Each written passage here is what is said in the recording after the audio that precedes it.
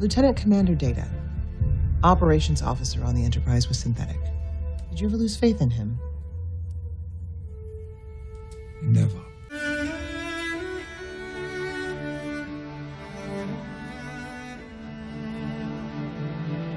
Hey gang, I'm JP and welcome back to Egotastic FunTime! The long-awaited premiere of Star Trek Picard has finally beamed its way to our television sets. Yeah, I really don't think you guys get just how clever that joke was. The show beamed its way to our television sets. Beam me up, Scotty.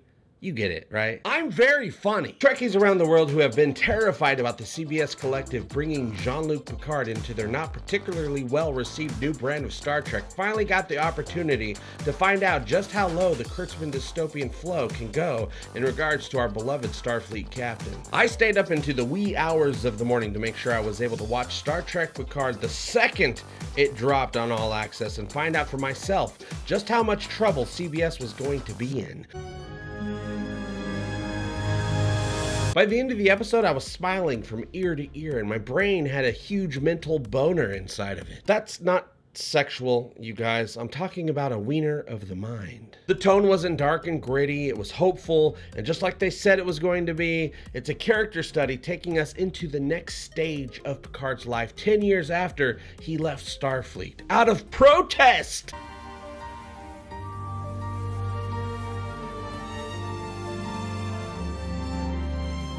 As Picard has always been known to do, when his life is out of sorts, he returns home to his family vineyard to put the pieces of his life back together. This time with too many regrets, with the loss of Data, the failure to finish the Romulan rescue effort, tens of thousands of lives lost on Mars, all synthetics being banned by the Federation, and not even having a place at Starfleet to return to if he did put the pieces back together. But your true tell is, you don't have one. When your eyes are neutral, that's when I know you're bluffing. While there's so much to talk about with this first episode, I'm going to just concentrate on the main catalyst that inspired Jean-Luc to stand up and fight for what's right, once again, honoring the legacy of his dearest friend, Commander Data, and putting the lives of those who need his help before his own. From what I've seen so far, this is a very personal and very lovely and very caring look into the final chapter of Picard's life and his quest to make right what once went wrong, and hoping that the next leap, nope, that's not right. Starfleet slunk from its duties.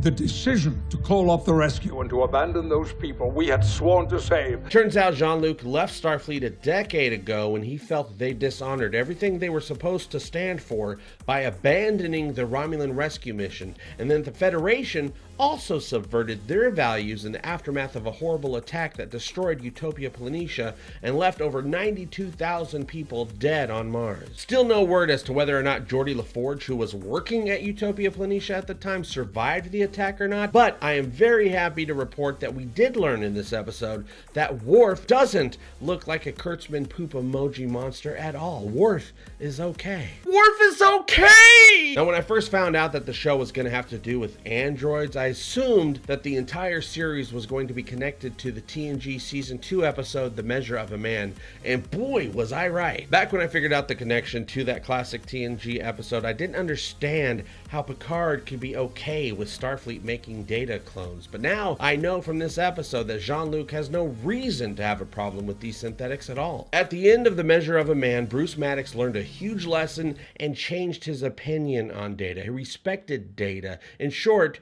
Bruce was no longer a festering dick blanket. After the trial, Data told Maddox to go and continue his work with building androids. He just didn't give Maddox the shortcut he was looking for to figure out how to replicate Dr. Soong's work. But we know that Maddox did go back to Starfleet to keep trying to figure it out. The Utopia Planitia shipyard.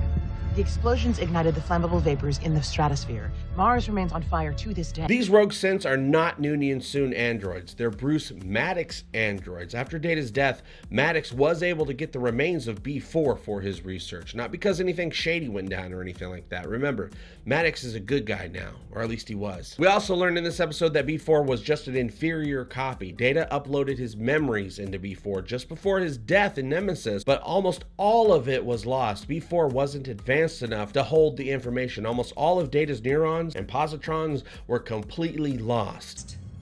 Ultimately, B4 wasn't much like Data at all. In fact, no other synth has been. No. None of the synths created came anywhere close to being what Data was. They were just souped up toasters. But Maddox had a radical theory he was working on called fractal neuronic cloning, where a positronic code could be reconstituted from even just a single positronic neuron. Simple kid stuff, right? But after the synths attacked Mars, all research was banned and Maddox disappeared shortly afterwards. It also didn't help that the rogue synths that exploded Mars actually came from his laboratory. I wouldn't doubt it if it was the Romulans that orchestrated all of this and actually kidnapped Bruce Maddox and forced him to work for them. What kicks off this Dixon Hill mystery adventure for Picard is the unexpected arrival of a girl named Dahj, who seeks out Jean-Luc for help. There are these Romulan soldiers that are after her for some reason, and their attack activated something inside of her that she doesn't understand, where she now has these new abilities like super hearing, fast reflexes, super strength, and there's something inside her that's leading her to Jean-Luc, and she doesn't know why. She's afraid and doesn't know what to do. Like that time I used my friend's bathroom, but I forgot to bring my poop knife. Ooh. Picard eventually figures out that Dahj is a flesh and blood synthetic and is actually Data's daughter. JP, you stupid bastard! Damn it, Angry Nerd Troll, what do you want? What do you mean Dahj is Data's daughter? Doesn't that mean that she's actually Lol? No, bud, she's not lol. I'm a Next Generation Uber fan. She's gotta be Lol if she's really Data's daughter, idiot. Yeah, I'm not sure why being a longtime fan of something keeps you from absorbing new information, so let me try to explain, okay? Why are you trying to harsh my outrage? Jeez. Dahj is Data's daughter, but Data had nothing to do with her creation. Bruce Maddox wanted to make a perfect android that not only was sentient with emotions like Data, but also looked and acted human inside and out. Experimenting with his radical theory of fractal neuronic cloning, he used what small amount of Data's positrons that remained to create two advanced synthetic clones of Data, Dahj and Soji. They are not copies of Data, but they do contain a small amount of Data's essence. Kind of like how your mama made you with a bit of your daddy's essence.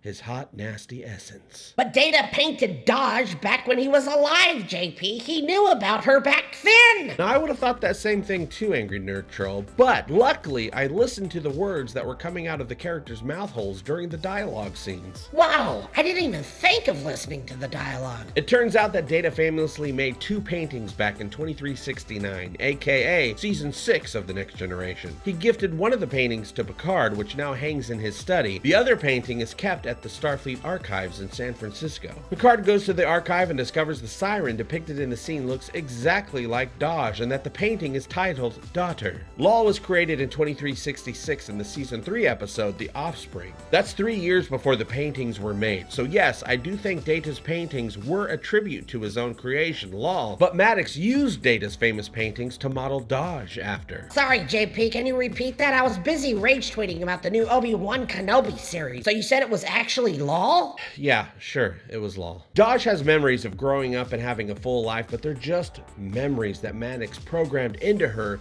to help with her development in becoming a sentient synthetic human. Her mother that we see in the episode is probably an employee in charge of keeping the facade going until the twins are ready to be activated into what they really are. Hardcore killing machines. Thanks to a deal Maddox probably had to strike with the Romulans for them to allow him to continue his research outside of the Federation ban on synthetics. Maddox probably hid the twins away from the Romulans so the girls could have a chance to lead real lives.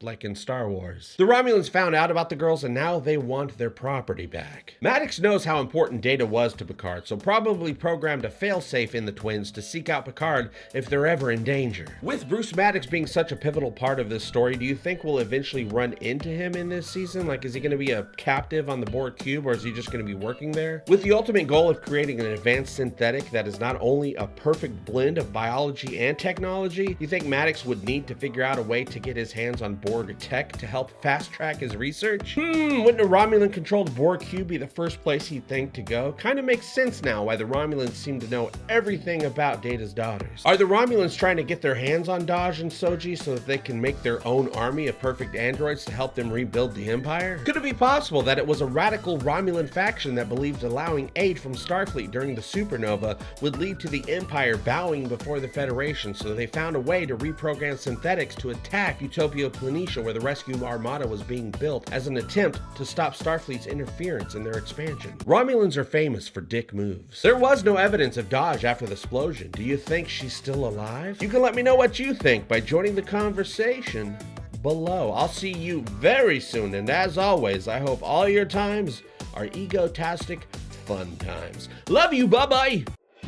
Today's episode of Egotastic FunTime is brought to you by Book 2 of the Under the Skyway series by James K. Douglas, Skyway Angel. This cyberpunk series follows Jackson Bell, one of the best bionic bodyguards in the business, caught between corporate greed, police corruption, and the dangerous actions of free information crusader. It's a race against time to discover who murdered the Skyway Angel. Author James K. Douglas is a longtime supporter of this channel, and if you haven't picked up Book 1 of Under the Skyway yet, click on the link below to begin your journey through the seedy underworld of egotastic cyberpunk espionage. Skyway Angel and Under the Skyway are available now on Amazon. Egotastic fun time, we're gonna have a great time. Egotastic fun time, give me all your money.